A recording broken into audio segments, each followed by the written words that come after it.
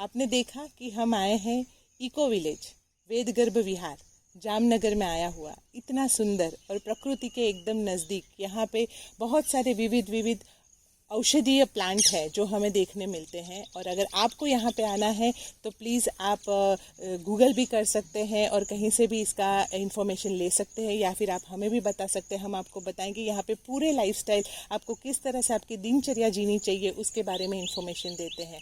तो हमने हमारे साथ आज है डॉक्टर हितेश जानी, जिनसे हम बात करेंगे कि वर्षा ऋतु में हितेश भाई हमेशा क्या खाना चाहिए। वो तो सही बात है, बट मीठे खाने की भी मन होती है। तो आप स्पेशल बताइए कि मीठे में क्या ले सकते हैं हम। अर्चना बहन, आपका स्वागत है ये वेदगर्भ विहार इको विलेज में। यहाँ आपने देखा मड हाउसेस है, यहाँ गाय माता है, यहाँ यज्ञशाला है, और ये जामनगर का, सौराष्ट्र का एकदम अप्रतिम स्थान है। यहाँ आके मन में सुकून मिलता है। और जब आपने वर्षा ऋतु की बात उठाई और आपने मिठाई के बारे में पूछा, तो वर्षा के बारे में तो बताया ही है कि आवरे बरसात गेवरियो प्रसाद, यानी कि कुछ मीठा तो लेना चाहिए, ऐसा नहीं कि मीठा नहीं लेना चाहिए। हालांकि आपने देखा होगा जैसे बारिश होती है तो हमारे यहाँ सौराष्ट्र में और इवन मुंबई में या हमारे यहाँ कहीं भी भजिया खाने की बहुत इच्छा होती है, और गरम गरम भजिए लोग खाते हैं।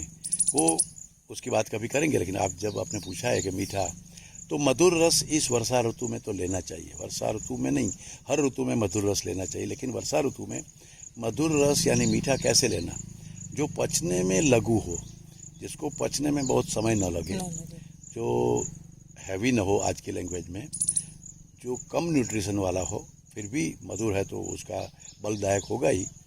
तो ऐसी कोई चीज़ लेनी चाहिए जिससे पचने का समय ज़्यादा न लगे, पचने के बाद आपको और पेट में भारीपन न हो, क्योंकि इस ऋतु में अग्निमंद होता है, पचने की ताकत ही कम होती है। इस ऋतु में एंजाइम्स सीक्रेट कम होते हैं।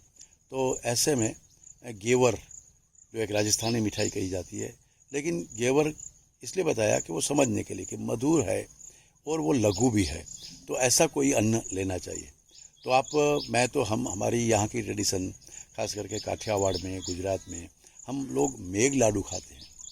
अच्छा। हाँ, वर्षा ऋतु में भी लड्डू खाए जाते हैं।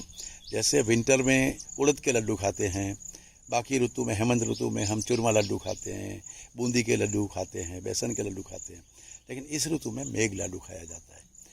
तो मेघ लाडू पचने में भी हल्का है और वो मधुर भी है, और इस ऋतु के लिए इसलिए मेघ का स्वागत करते हुए इसका नाम ही मेघ लाडू रखा गया है। शायद किसी ने ही सुना होगा ये मेघ लाडू के बारे में। हाँ, सही बात है, क्योंकि ये पारंपरिक प्रक्रिया है ना, वो आज की जनरेशन को पता ही नहीं है। और आपके माध्यम से ये लोगों के सामने विषय ले जाने में मुझे बहुत खुशी होती है। वो मूंग के लड्डू होते हैं, बनाने का तरीका तो अभी तो इतना समय नहीं है हमारे पास, लेकिन मूंग पचने में हल्का होता है और वो आपके पेट में बदहजमी नहीं करता।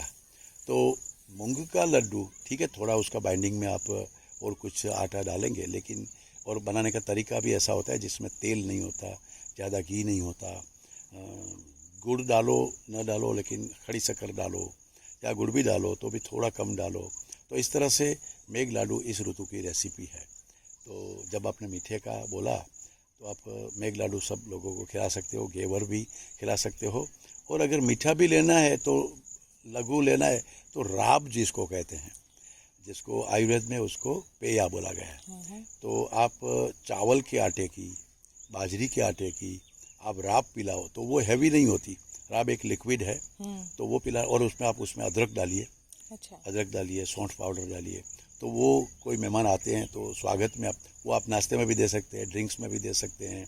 और जैसे हम दाल लेते हैं, सूप लेते हैं, तो साथ में ये मीठा लिक्विड यानी राब भी दे सकते हैं। अरे वाह, खूब खूब धन्यवाद हितेश भाई, बिकॉज ये इन्फॉर्मेशन मेरे ख्याल से दर्शकों के लिए बहुत ही इम्पोर्टेंट है, क्योंकि मेघ लाडू के बारे में मैंने तो आज पहली बार सुना। जी, खूब खूब नहीं, कभी बनाएंगे भी। हाँ, धन्यवाद, पक्का बनाएं। धन्यवाद। नमस्ते।